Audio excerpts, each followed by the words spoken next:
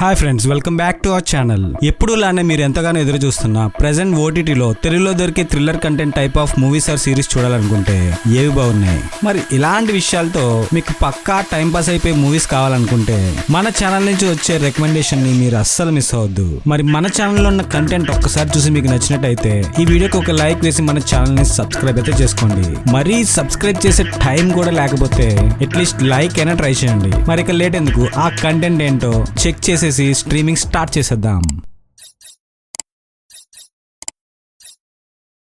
ఒక తండ్రి కూతుర్లు కేరళ నుంచి చెన్నైకి ఆ కూతురి యొక్క లివర్ ట్రాన్స్ప్లాంట్ ట్రీట్మెంట్ కోసం వాళ్ళ దగ్గరున్న 60 తులాల బంగారాన్ని అయితే తీసుకొస్తారు. అయితే వాళ్ళ ప్రయాణంలో వాళ్ళ దగ్గరున్న బంగారాన్ని కొంతమంది దొంగలైతే కాజేస్తారు. అయితే వెంటనే వాళ్ళ దగ్గరున్న స్టేషన్ లో రిపోర్ట్ చేయగా ఆ గోల్డ్ రికవర్ అయినా మీకు తిరిగి రావాలంటే కోర్టులో తప్పకుండా కేసుని ఫైల్ చేయాలని అయితే చెప్తారు. అయితే ఈ విషయమై ఒక లాయర్ దగ్గరికి ఆ తండ్రి కూతుర్లు అయితే వెళ్లాల్సి వస్తుంది. అయితే అలా వెళ్ళిన తర్వాత వాళ్ళ బంగారాన్ని వాళ్ళకి తిరిగి వచ్చేలా లాయర్ చేశాడు.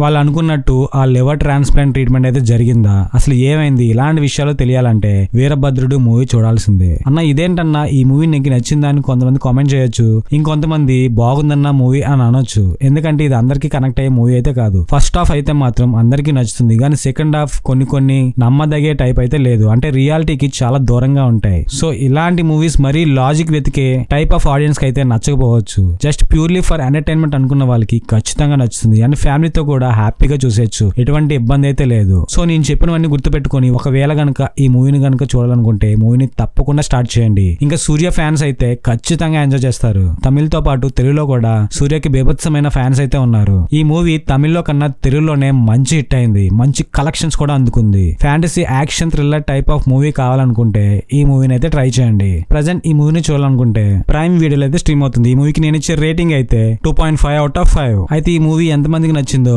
కామెంట్ చేయడం మాత్రం మర్చిపోవద్దు. ఒకవేళ నచ్చకపోయినా కూడా కామెంట్ చేయండి.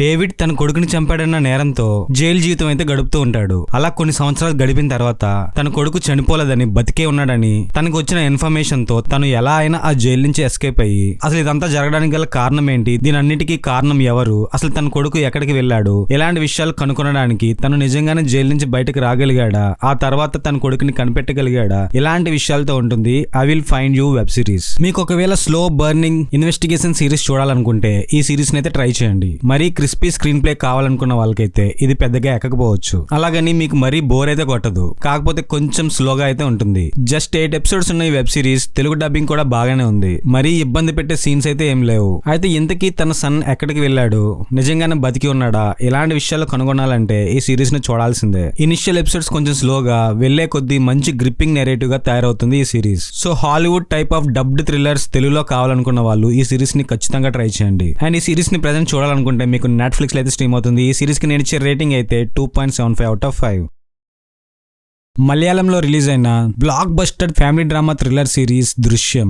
జితు జోసెఫ్ గారు ఆ దృశ్యాన్ని కంటిన్యూస్ గా ఒక సిరీస్ లాగా థియేట్రికల్ వెర్షన్స్ అయితే దించుతూ ఉన్నారు. అలానే పార్ట్ 1, 2 and 3. పార్ట్ 1 అంత ఇంటెన్స్ అండ్ సాలిడ్ థ్రిల్లర్ గా కాకుండా మిగిలిన 2 అయితే కొంచెం తగ్గాయని చెప్పాలి. బట్ మరీ పక్కకు తీసి పడేసే మూవీస్ అయితే కాదు, వన్ టైం వాచబుల్. 1, 2 తర్వాత డైరెక్ట్ గా తెలుగులో రీమేక్ కాకుండా డబ్డ్ వెర్షన్ గా దించారు ఈ దృశ్యం 3. పార్ట్ 1 లో చనిపోయిన వరుణ్ యొక్క పేరెంట్స్ మేము మర్చిపోతున్నాం, ఈ కేసు వదిలేస్తున్నాం అని అంటూనే మళ్ళీ కెలికి జార్జ్ కుట్టి లైఫ్ లో అయితే వేలు పెడుతూనే ఉంటారు. సో అలానే పార్ట్ 1, 2 అయిపోయిన తర్వాత ఈ 3 వెర్షన్ లో ఎటువంటి వేలు పెట్టారు అండ్ ఎటువంటి పావులు కదిపి జార్జ్ కుట్టి చేత నిజాలు ఎలా చెప్పించాలనుకున్నారు, ఇలాంటి విషయాల మీద ఉంటుంది ఈ దృశ్యం 3. తనకి ఎప్పటి నుంచో డ్రీమ్ గా మిగిలిపోయిన ఒక సినిమాని ప్రొడ్యూస్ చేయాలని చెప్పి ఫైనల్ గా తన స్టోరీనే సినిమా కింద తీసి బ్లాక్ బస్టర్ అయితే అందుకుంటాడు. మరి ఇలాంటి టైంలో తన కూతురికి పెళ్లి చేసి ఇంక సెటిల్ చేద్దాం అనుకున్న టైంలో తను నచ్చని కొంతమంది ఒక టీమ్ గా ఫామ్ అయ్యి మనోడికి ఎలా దెబ్బ కొట్టాలని ట్రై చేశారు. అయితే ఆ స్కెచ్ లో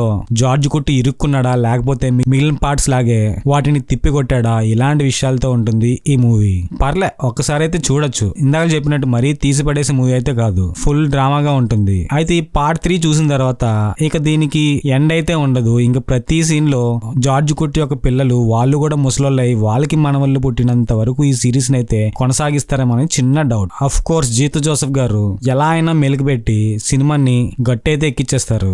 ఆడియన్స్ ని ఎలాగైనా థియేటర్ కి తెప్పించేస్తారు. అలాంటి క్యాలిబర్ ఉన్న ఆయన. సో ఫైనల్ గా జార్జ్ కుట్టి యొక్క కుటుంబంలో మొదలైన ఆ గొడవలు, వాళ్ళ మీద స్కెచ్ లేసిన ఆపోజిట్ టీం ఎలాంటి వలయాలు ఏర్పాటు చేశారో తెలియాలంటే ఈ మూవీని అయితే చూడాలి. ఈ మూవీ ప్రెసెంట్ ప్రైమ్ వీడియోలో అయితే స్ట్రీమ్ అవుతుంది. ఈ మూవీకి నేను ఇచ్చే రేటింగ్ అయితే 2.75/5.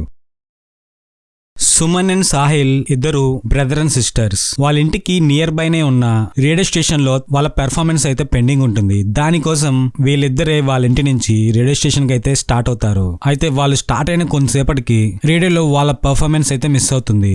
అదేంటి మన పిల్లలు పాడలేదని వాళ్ళ పేరెంట్స్ అయితే కంగారు పెడతారు. అసలు వాళ్ళు రేడియో స్టేషన్ కి వెళ్లారా అని కనుక్కునే టైంలో అక్కడికి చేరలేదని వాళ్ళకి తెలుస్తుంది. అసలు సుమన్ అండ్ సాహిల్ ఎక్కడికి వెళ్లారు? రేడియో స్టేషన్ కని బయలుదేరిన వాళ్ళు ఇటు వెళ్ళిపోయారు. వాళ్ళకి ఎదురైన భయంకరమైన ఇన్సిడెంట్స్ ఏంటి?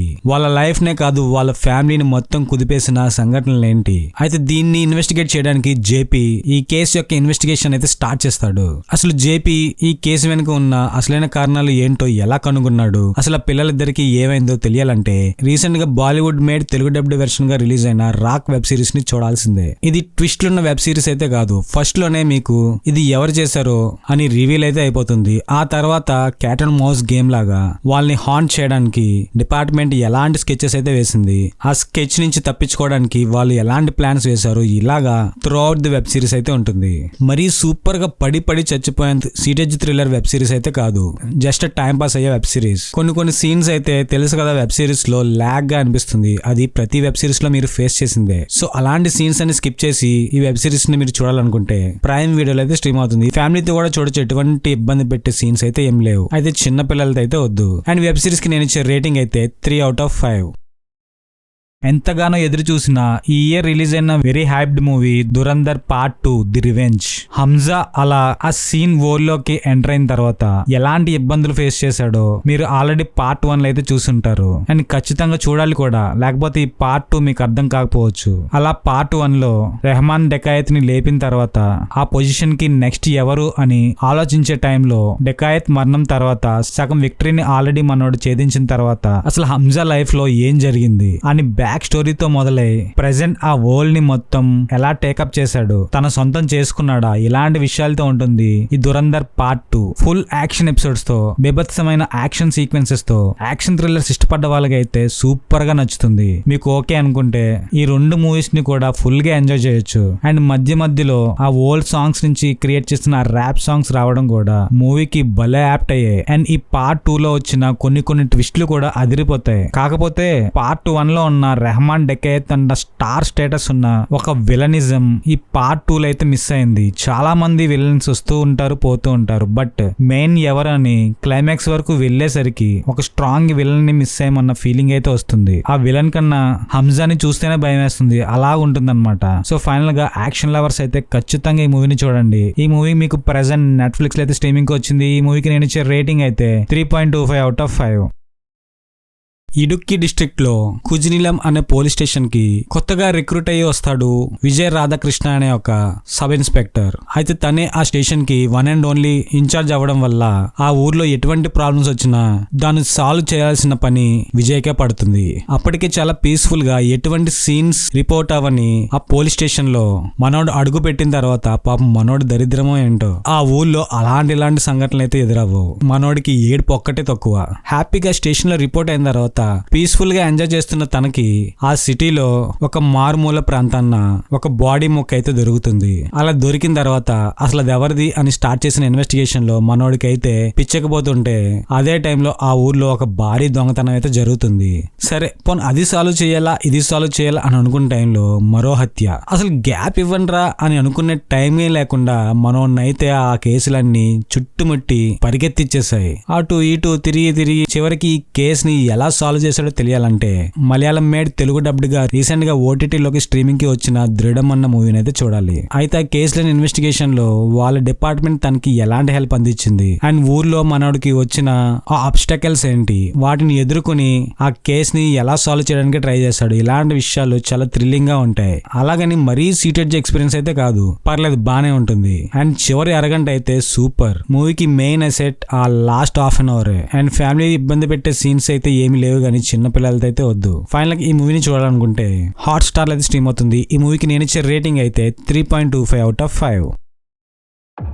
మరి ఇప్పటి వరకు ఈ వీడియోలో మీరు చూసిన కంటెంట్ కానీ మీకు నచ్చినట్టయితే ఈ వీడియోకి ఒక లైక్ వేసి మన ఛానల్ ని సబ్స్క్రైబ్ అయితే చేసుకోండి. మరి మనలాంటి సినిమా పిచ్చోన్నోళ్ళకి ఈ వీడియోని షేర్ చేయడమే కాకుండా లైక్ కూడా చేయమని రికమెండ్ అయితే చేయండి. మళ్ళీ ఇంకొక మంచి కంటెంట్ తో త్వరలోనే మీ ముందుకు వచ్చేస్తా. So present signing off. Bye bye and Jai Hind.